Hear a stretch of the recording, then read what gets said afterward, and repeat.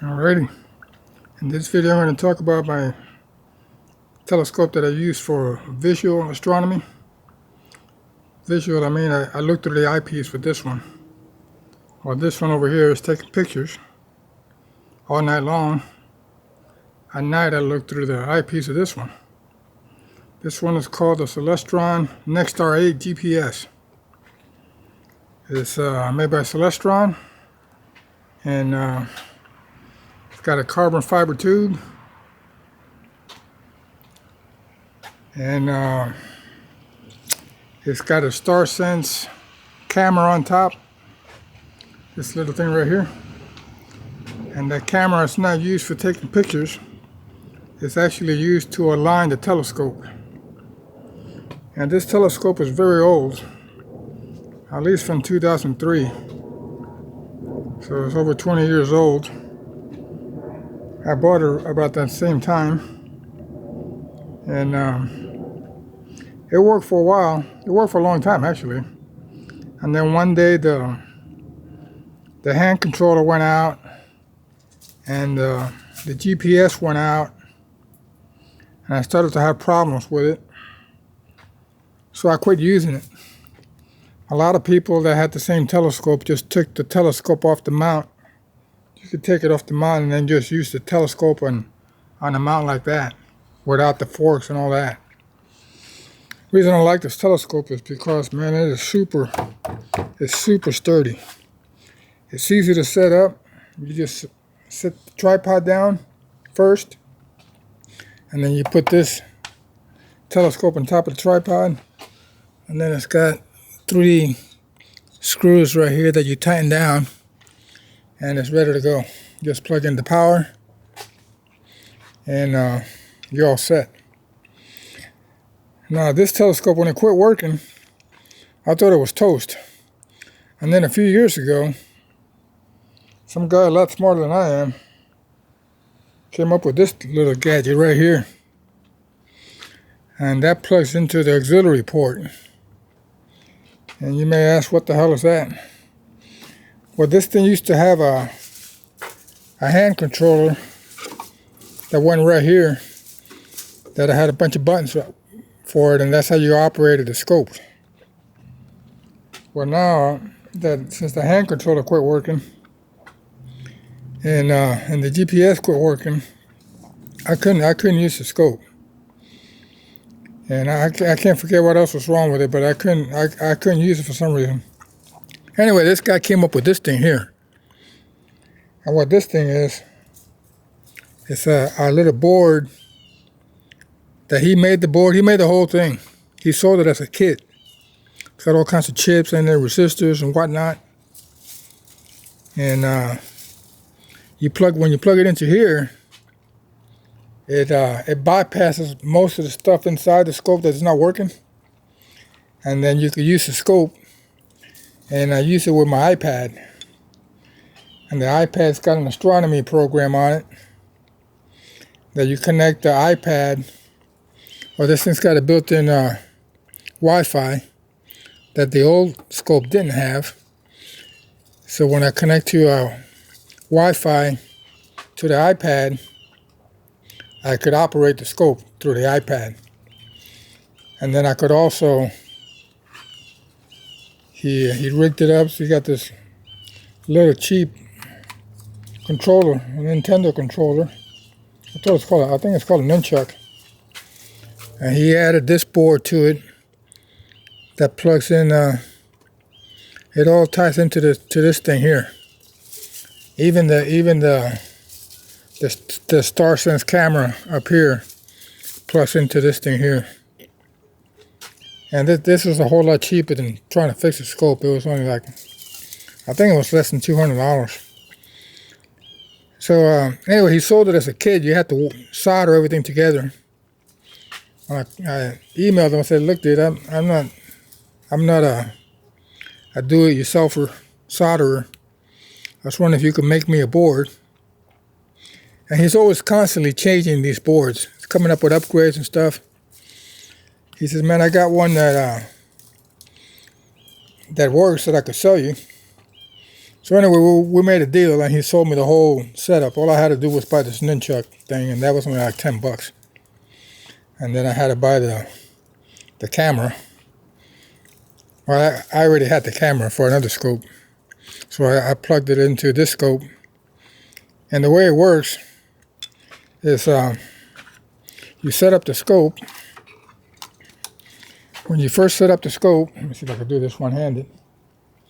You set it up so it's level, like this. And then you go into the iPad and connect to it. And then you tell it to align. And when you click the align button, the motors come on and it rotates a little bit, and then it points up. And then that camera up on top takes a picture. Okay? And then it'll move a little bit over here, and it'll take another picture. And then it'll move someplace else, like up here, and then it takes another picture. And when it's done taking those pictures, let me level this thing up here and lock it down right here. When it's done taking pictures, if it took a picture with no trees in the way or my house in the way, it'll align the scope automatically. So basically what I do is I set up the scope, I plug it in, I turn it on, and connect to my iPad, bring up the astronomy software, and tell it to align, and then I go back inside the house, and in 5 minutes, it aligns itself. In the old days, when I first got the scope, it had a finder scope here, and you had to physically move the scope with the hand controller and point at a star, and then put the star in the center of the eyepiece, and then hit a button that said align, and then I would have to move it to another star, and point it at the star, and then align it in the eyepiece. And when the star was in the center of the eyepiece, I would have to hit align. And I think I had to do that like 2 or 3 times. And once it was, I had all 3 stars in there, it was aligned. And then it works just like it works now. I mean, it was excellent when it was working. And then once the telescope is aligned, you could tell it to go to a celestial object. Like if you tell it to go to Saturn, you click on Saturn on the iPad, on the astronomy software, and they'll point right to it. They'll put it dead center, or pretty close to it. Or any other of thousands of objects you want to look at. You want to look at M13, just punch in M13 and the scope will take off and point to it, and then it'll beep when it's done, and then you look in the eyepiece and it's right there in the center. It's pretty cool. The way the camera aligns is it works with plate solving. What the hell is plate solving? Plate solving is it takes a picture of the night sky, right? And if it's pointing that way, it'll take a picture of the night sky. It'll have a bunch of stars on it, and all the camera has thousands of stars in its memory. And what it'll do is it'll take a look at the picture that it just took, and then it'll go looking in its memory banks, and then see where it's pointing at. It'll look at all the stars until it finds the match that matches what the picture just took of. And it does this lightning fast. I mean, it does it within seconds. And then it knows, hey, I'm pointing that way, right? So it memorizes it saves that as one alignment point, and then it'll take a picture over here, and then it'll look in the database and see all the stars in the picture that it just took, and then match it up to the database, and it'll say, hey, this would be the second alignment point. And then it'll point over here somewhere and take another picture and look at the picture in this database and match up the picture to the picture in its memory. And then if it gets a match, you get 3 alignment matches, then the scope is ready. It's ready to use. It's actually pretty interesting the way it works. And once it gets alignment, then it's ready to rock and roll. Then I can use it all night long. And I point at the stuff and look through the eyepiece. And that's the only time you use this camera. You don't use it to take pictures. I can't even see the pictures when it's taking the alignment pictures. I don't see them. It's all internal. It does it all by internal. It doesn't show it on my iPad or nothing. Unlike this one where it's made for taking pictures, and I can see them on my iPad. But this camera is just for alignment, and this is kind of new technology. When this scope came out, they didn't make this camera, so you had to align it by putting the star in the center of the eyepiece 3 times, and that's how you aligned it. But since the guy came up with this came up with this gadget here. He's a whiz with electronics, because they had a whole bunch of people that had the same type of scope that they quit working. So he came up with that, and you just plug it into the auxiliary port right here, and plug the nunchuck into there, and the camera into here, and you're just ready to rock and roll. So actually, this is my favorite scope for visual, mainly because it was a real expensive scope when it came out, and it's carbon fiber. They still make the same identical scope, 8-inch SCT, but most of them are made out of aluminum. This one's carbon fiber, so it's kind of unique. Let me show you what it looks like from the front. You can see it's got a big old mirror back there. And the way it works, as the light comes in, the starlight comes in through here, it hits that back mirror. That's another mirror right here, and the light bounces off that back mirror, hits this front mirror, and then it goes down that tube right there. You see that tube? I don't know if you can see it. And that tube comes out the eyepiece here, and then it comes out of the eyepiece. And that's how you look through it. And you focus it right here.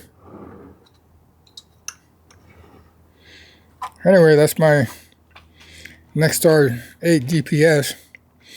They make a newer version of the scope called the Celestron CPC 8-inch. It's another fork-mounted scope. It's got a different base on it. It's got a different hand controller, and they still make that one. But it's not carbon fiber like this one is. It's aluminum. And then they make I also have one of those that a buddy of mine gave me. And then I had the Evolution 8, which is the same scope, except it's aluminum.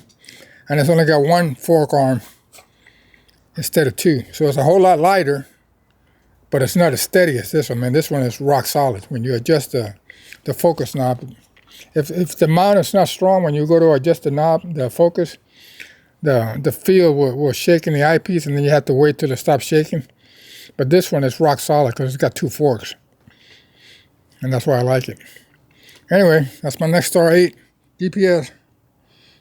Thanks for watching.